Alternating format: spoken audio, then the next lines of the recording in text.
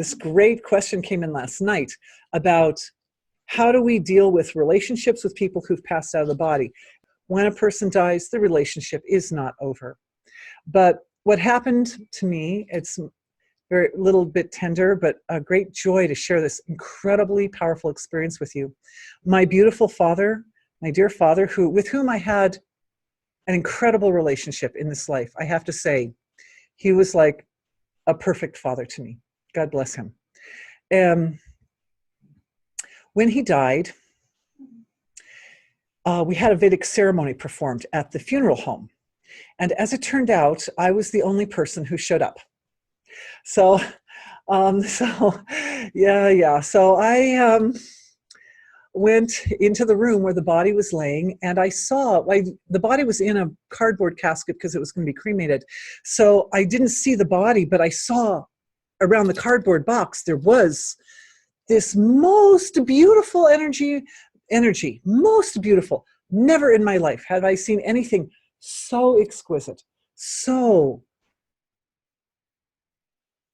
without words, beautiful. And I was with this woman who was going to perform the Vedic ceremony, and I literally ran across the room, and I peered down into the box at my father, and I said to her, but I wasn't looking at my father, I was looking at what was like almost a pool without a bottom of this exquisite, luscious, it was like nectar or something, but it was just pure energy. And I said to her, what is that? And before she could let out one word, it went like this. And I was like, oh, it went inside me. and we looked out, and he was smiling. And I said, he's smiling. And she said, he's really enjoying this. And I was just like, whoa, wow, that was so interesting, right? What was that? So this is very interesting. Another lady gave almost an identical experience. I was amazed when I read it, that her beloved father had made his journey to heavenly abode. He went with bliss, peace, and with the silence of the absolute ringing in our ears, that silence ringing. On taking his final breath, he immediately entered the heart of his daughter, filling it with light, with fullness and radiance. She feels she is carrying him inside her, and he is enjoying all the delights of his life, all the delights of the life he missed for so long while being confined in his bed without the ability to function properly. Now father and daughter are eating together, walking together, having wonderful conversations, and are having so much fun. And I read that and I went, wow, pretty amazing. Because when I had that experience, no one warned me. It's like the other side when you get pregnant. No one tells you that morning sickness is all day long, but it is, and all night long. They call it morning sickness. Like, why? Anyway, it's okay. Yeah, all day, right? It should be just called all day sickness. It should be called 4-month sickness. My experience was that was on the third day after he had technically died, and that I noticed that the life force in the body left slowly, very, very slowly, very gradually. And what happened was the grosser, denser energies left the body first, and then the subtler energies came out later. So while he was in the funeral home, the most subtle energies were actually exiting the body, and they had formed a sort of pool around his physiology. And they were some essence of his being that he was not able to take with him where he was going. He knew my father was a long time Siddha. He had become a Siddha before I did. So long time meditator, long time seeping in the silence of being in his life and exploring it, a great intellectual, great scholar, a great intellect. And he had been dedicated to the experience and understanding of that divinity. And so he was planning to let it all go so that he could seep in silence. He could go into his Mahasamadhi. And so I got some of the subtle energies, which included the ability to speak. Wow. So when I speak, you get a little bit of both of us there. And yes, this point from the papers was that when you love somebody who's not in the body, their reality, it reflects that love in a very palpable and tangible form. And when you think, oh, that person's dead, now I can really complain about them. And you, oh dear, and you really complain about them. That also takes a palpable form in their space. So, yeah, because there's one man who's done a tremendous amount of research into the various dimensions of creation is explorer named Jürgen Ziwe. And I'm not actually a big advocate of out-of-body experiences. He's done it through out-of-body experiences. And like I said, I'm not a big advocate because out-of-body experiences break down or destroy mind-body integration, and we don't want to do that. Enlightenment is best accomplished with really clean, tight, clear, profound, and precise mind-body coordination. However, Jürgen's work is very avant-garde, and he has somehow managed, he's managed somehow to overcome that problem of mind-body, loss of mind-body integration. I don't know, but he does have a lot of pretty amazing information, so if you want to look him up. Also, he's a great artist, and he has some really incredible artwork on YouTube. Okay, here's a question. From last night's question, traditional cultures have ceremonies to honor and gain support from ancestors. Is there something we can do without such ceremonies? Great question. I have thought about this before. One of the things we do in the West is we do ancestral research.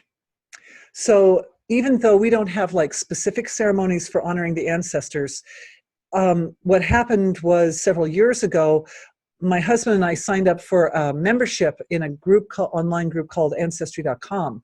And we were able to go on, if you know back 2, 3, 4 generations, you can go on there and you can, once you found like grandparents, great-grandparents, maybe great-great-grandparents, then all of a sudden your family tree hooks into other people's family trees, and you can then follow your lineage back hundreds and hundreds of years. You can't, not like forever, but you can go back pretty far with, you start hitting keyhole ancestors, and then you can follow back, and most of the ancestors whose lineages have been recorded were those who were either well-to-do or educated.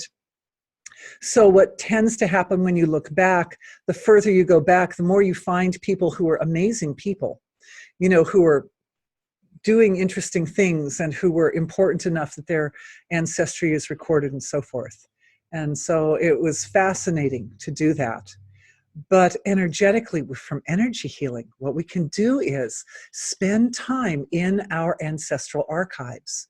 We all have an ancestral archive. It's physically in the DNA. So when we're in the ancestral archive energetically, we're also appreciating and experiencing our own physiologies from a molecular level.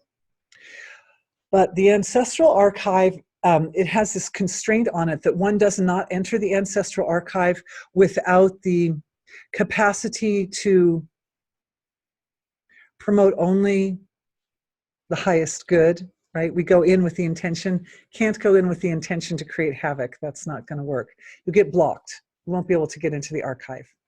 If you think, oh, I'm going to go back and tell that great-grandfather of mine something, you know, it's like, nope, sorry. But yeah, right, good. She says, may as well just look in the mirror, right?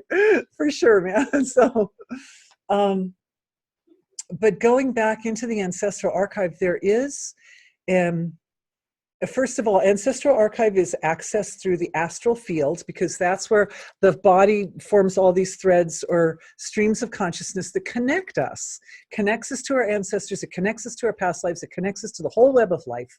So astral level is the launching point for accessing your ancestral archive. But the ancestral archive has a reality that ranges from the astral level, well, physical, up to the molecules, but all the way down to the field of pure being. And everybody's ancestral archive has a particular feel. It has a particular flavor or quality to it, which is the collective consciousness of all of those who came before you. Now realize that the people who make up your ancestral archive are the successful ones. They're the ones who manage to make some kind of successful coupling with the opposite gender and produce offspring and raise those offspring to adulthood, because there are plenty of people that didn't. So there's just that alone is a good place to start appreciating the ancestors, and also that they came to work out relationships. Anybody who has a family was working out relationships. So right there. And so what I'm seeing also for a lot of people is that there's also an access thread from the heart area. So that's interesting. So I mentioned the astral level, we can access to the ancestral archive, but also the astral level as it manifests at the heart level of the physiology, because all of those couplings, all of those relationships were ultimately love relationships. Okay. I'd like some more information on that, please. Oh God, our time. And there's also a question about relationship with pets that I'm not getting to. So maybe I get to make an extra video about that one. In the heart area, the download here, I'm feeling everyone receiving a download for the heart that's in relationship to the ancestral archive. And the download is for specific information for accessing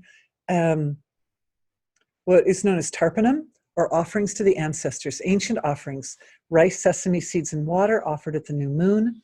But when we do it through energy healing, our divine intelligence can select the specific new moon which is most appropriate for any given ancestor.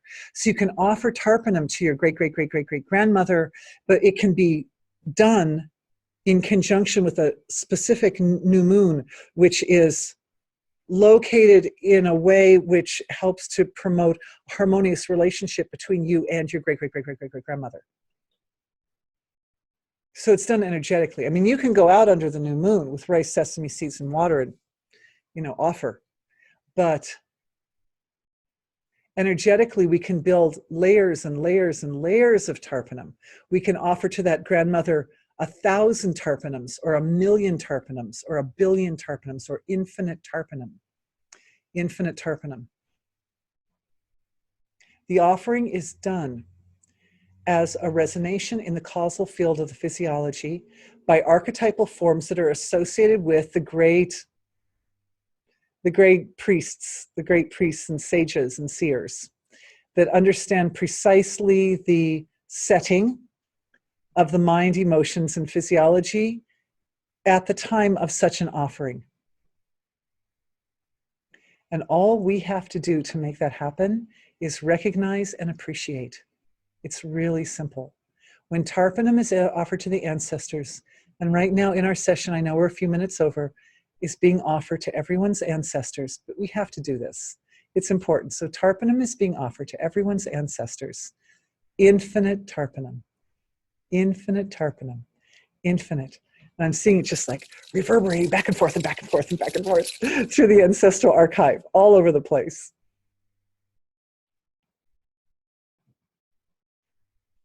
It's cultivating a space of innocence in the heart, which I think I might have referred to yesterday, but it was such an important point. It kind of went by quickly. It was very subtle. And that is that when the child comes into the world, there is a quality of just pure, innocent perception of everything. Innocent perception. But somehow that quality of innocent perception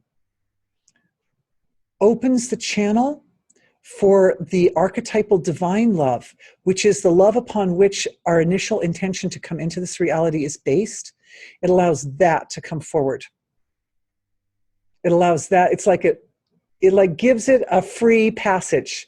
It's like a free passage. It's a ticket. Here, you can go on the toll road and you don't have to pay a toll. Free passage.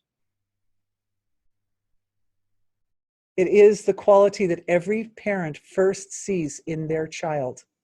When the baby first arrives, they arrive with the most exquisite, perfect awareness Absolutely beautiful. All right, so that's a very nice note to leave everyone with, to leave us all. We can end on this very high, very beautiful note. Thank you everyone for being with me.